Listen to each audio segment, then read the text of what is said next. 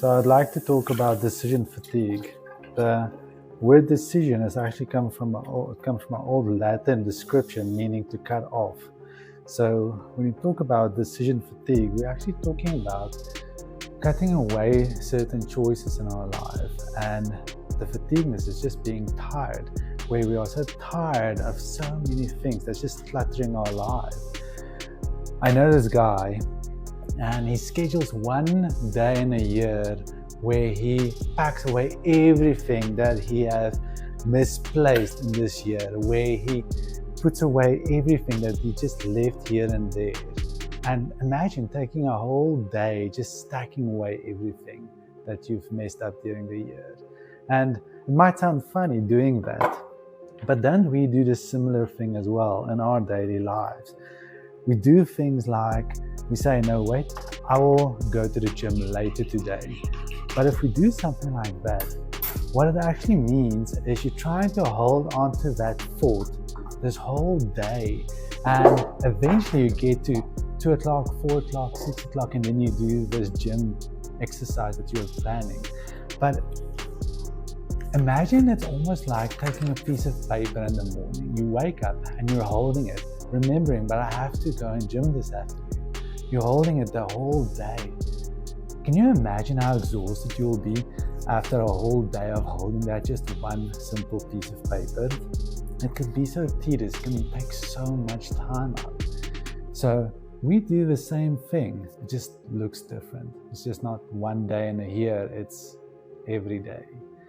And of course, we also have this thing where we have a table where we work at.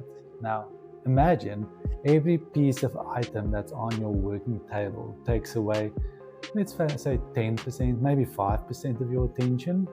And if that is true, it's all of these things that's taking away your attention, your stapler, your pen, all of these paperworks, it's overwhelming you. Can you imagine doing work and you only have 5 or maybe 10% of your attention on this task that's ahead of you? Can you imagine that? Having a coaster for your coffee, having the coffee, having a picture of your wife or husband, it's taking this attention with good intention, but it's taking attention away from you, making everything last so much longer. There's this thing that we do. It's almost like we're tying a string, like a red string, around the task that has to be done.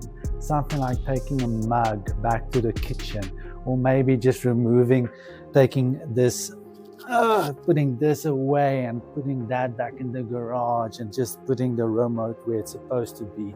So just imagine we have like this web of red string going everywhere in our lives. The things we have to put away, the things we have to remember, the things that we have to remember to do before we do something else. It's almost like a domino effect.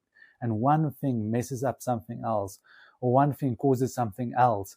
And it's just so overwhelming. No wonder we have decision fatigue. Let's just imagine for a moment. You have like this thing, let's call it capacity. You wake up in the morning with 100% capacity. And as the day progresses, your capacity goes down, down, down. And eventually you end at 10%. And usually those people, they scream at their kids. But if you can take a break in the middle of your day, that will make the projection maybe just slightly higher, where you end at 20%. Those people don't scream at their kids. But those people also get the advantage of having a break in their day, where the 10% people don't get a break. They think there's no time for a break. But I would argue the 20% people and the 10% people, they end at the exact same place. 20% people do things twice as fast. They have the attention span for that. But that's also only hypothesizing if you start the day with 100%. What if you don't? How does capacity work? Isn't it something like when you wake up in the morning, you have this chemical called melatonin, and as you go through the day, melatonin is building up. And when the sun goes down, your melatonin starts being destroyed by putting on lights. And if you go to bed at 10 o'clock, 11, 12, 1 o'clock, a lot of your melatonin has been destroyed already. which means if you go to bed and you have only 60% melatonin left, you wake up the next day with only 60% capacity. And then that means before lunchtime, your capacity is already drained. You're at rock bottom. You're in the minus. You're making debt with energy drinks and all of these things, just making yourself more exhausted.